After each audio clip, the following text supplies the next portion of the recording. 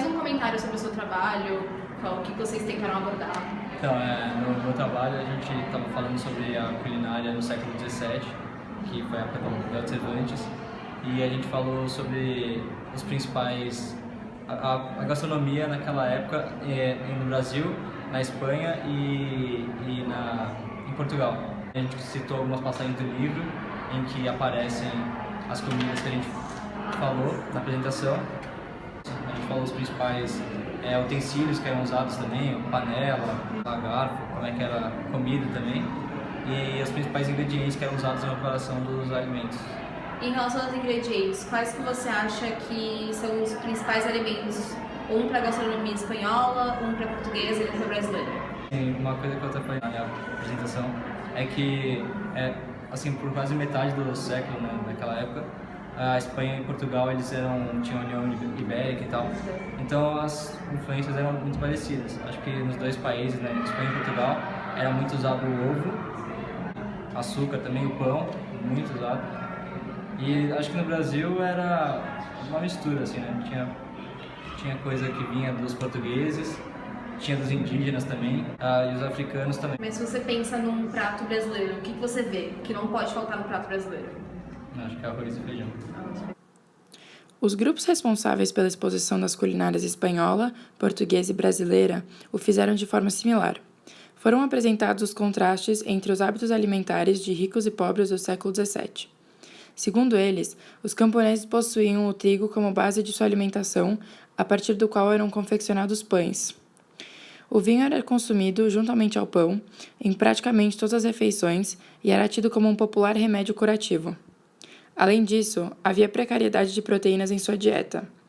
Já os senhores, assim como os camponeses, consumirem muito pão e vinho, comiam muita carne de porco, cordeiro e de caça, assim como peixes nos dias santos em que o consumo de carne vermelha não é permitido.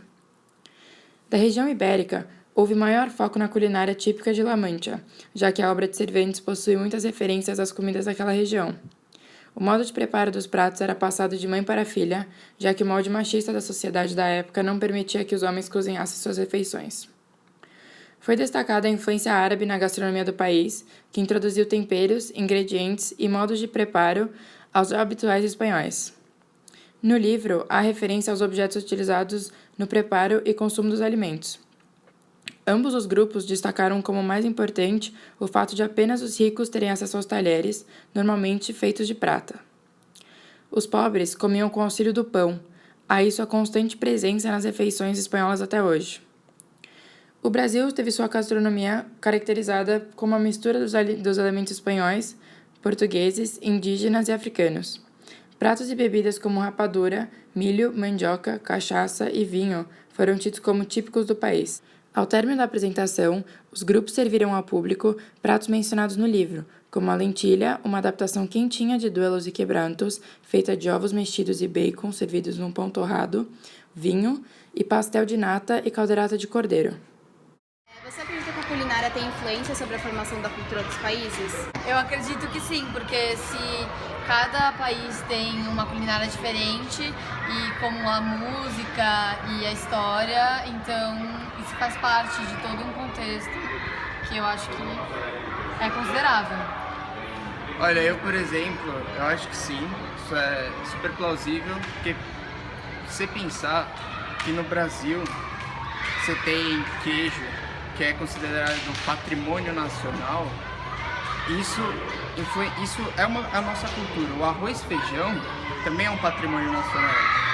Então, quando você transforma um alimento em patrimônio nacional, logo você está definindo um país, entendeu? Então, quando você viaja para um lugar, se você quer conhecer o lugar, você já sabe, a primeira coisa que você vai fazer, você vai comer. De que forma a transcendência da culinária ibérica afeta a gastronomia brasileira? Olha, minha opinião, sim, se a gente levar em consideração, né, que os espanhóis vieram colonizar todo o redor, né, ao redor do nosso país, é lógico que eles deixaram aqui algumas características, né, da sua culinária. Então, eu acho que o fato do vinho, sim, de ser tomado durante a refeição. Da Espanha, acho que o vinho mesmo. De Portugal. Meu, de Portugal, talvez a maneira de fazer o peixe, assim, principalmente bacalhoada, assim. Qual alimento você acredita ser essencial para um prato típico da gastronomia espanhola? Eu acredito que os frutos do mar são essenciais, assim, porque eles sempre acabam, por exemplo, na paella, que é um dos pratos mais tradicionais da Espanha, ele é composto, tipo, todos os frutos do mar. Eu já vou pegar Falando uma... da portuguesa. Da portuguesa, cara, acho que assim, pão, sabe? Assim, é muito simples, sabe? Com azeite também, né? Com Porque azeite é produzido também. muito na Espanha. Em Portugal. Um que a gente viu, eu tava vendo um trabalho, pelo menos, da gastronomia, eles estavam falando que talher, né, na época era muito caro. Então, você comia com uma mão livre e a outra com pão. Então, meu, pão acho que é a base, assim, da revista. É isso. Obrigada, gente. Obrigado.